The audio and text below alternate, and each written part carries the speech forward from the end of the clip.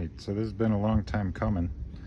I've been working on this for a while. I wanted to do a rear seat delete. Kids are grown, have a dog who likes to come with me.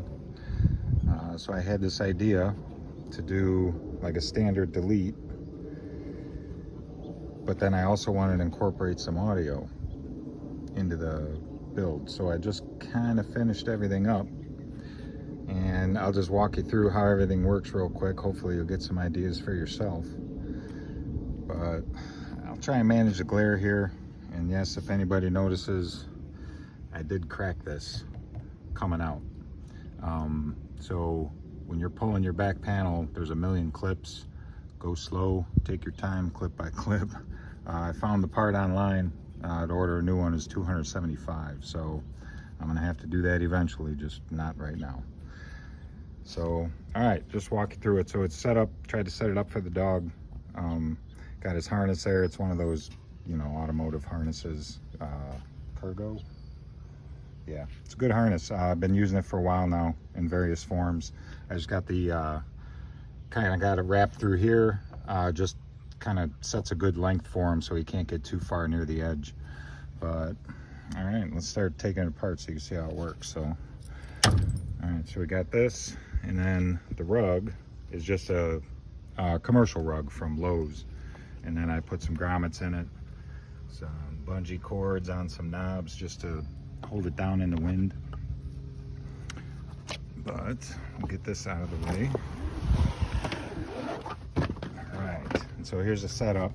It's all, you know, everything's set up as a 60/40, so you can do partial seats or do the whole thing, whatever you want to do. But in the platform itself, I did some locking storage, and I just used piano hinges. And then didn't really need this because that's why I set the hinge where I did, so it could lean all the way against the seat and stay open. But kind of as an afterthought, I added those pistons, and I actually really like it. It works out well. So you end up with quite a bit of volume. I can fit a lot of stuff in here. Let's see if I can get the other side open. So I thought I'd make the video now because I'm about to load up again. We're going on a trip this weekend. So, but yeah, so that's how the storage works.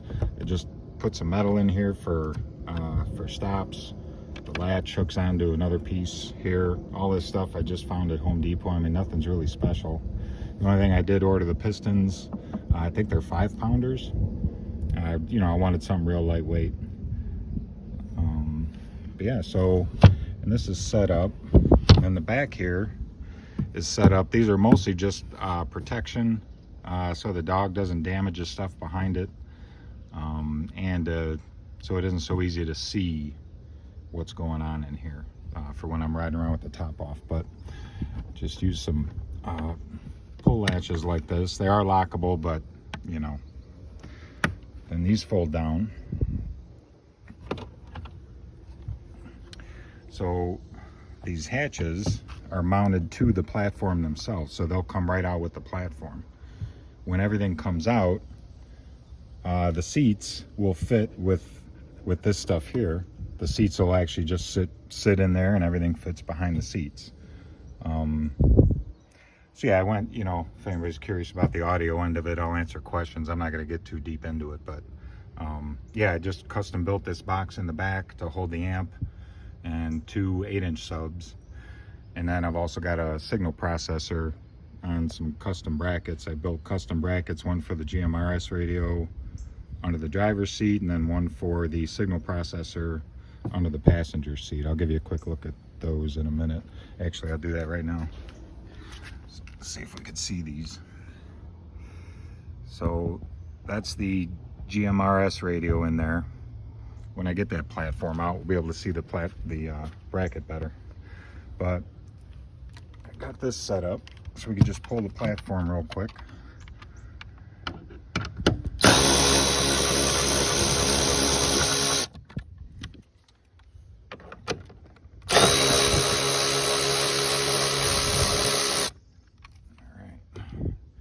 So then the platform's really just held in on the two where the seat bolts go, 2 in the back here. And then the front, it's wedged a little bit under the seat, and these seats never move, and I didn't want to drill anything into the tub down in front there for a hard mount, so I just decided to do it like this, and so far it's been fine.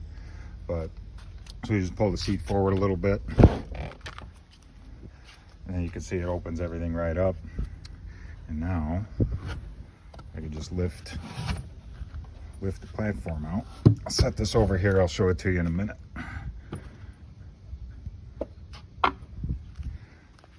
So that's it. That's kind of what it looks like there. The whole, I mean, you don't have to do this notch thing if you're going to do something. It just, originally I left the little factory tray in there, and I thought that was really as far as I was going to go. And so when I built the platforms, I built it to fit around the tray. And then when I decided to take it a step further by building this box, I just kind of then built around that. So but it all works out well.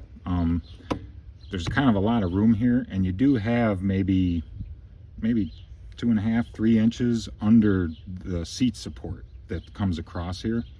So I mean, if you wanted to put anything there, you could.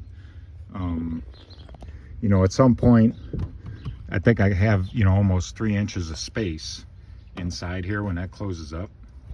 So I may do something with that in the future. Not sure. Maybe, you know, a couple of mounting brackets inside just to hold some random thing. I mean, it's not very big. I don't want anything heavy in there just because.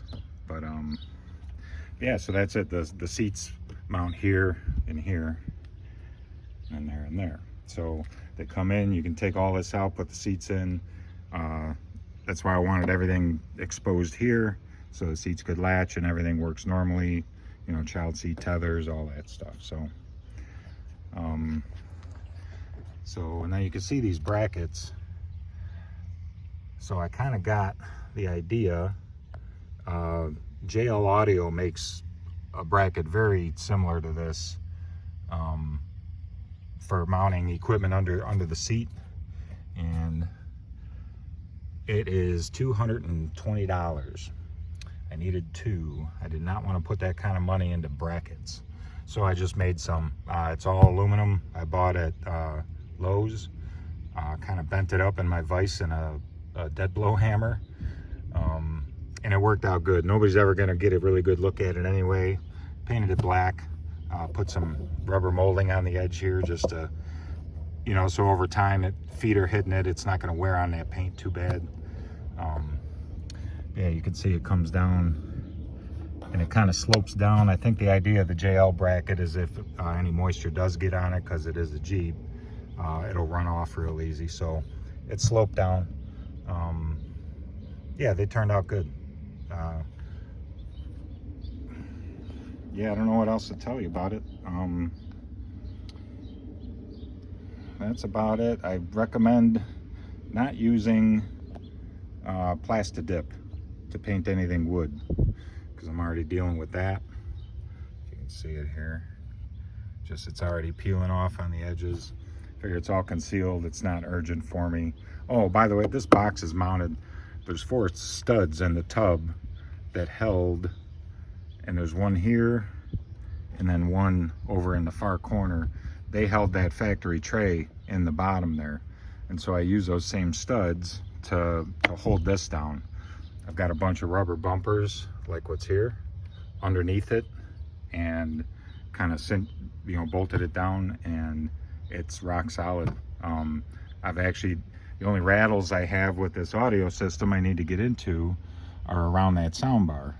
I actually have no rattles down here no matter how high I turn up the bass, and I'm very surprised by that. So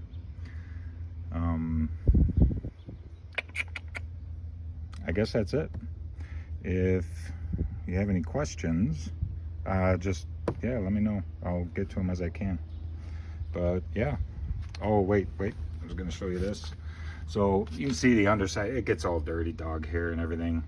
There's nothing fancy going on here. I just glued and wrapped it in carpet, and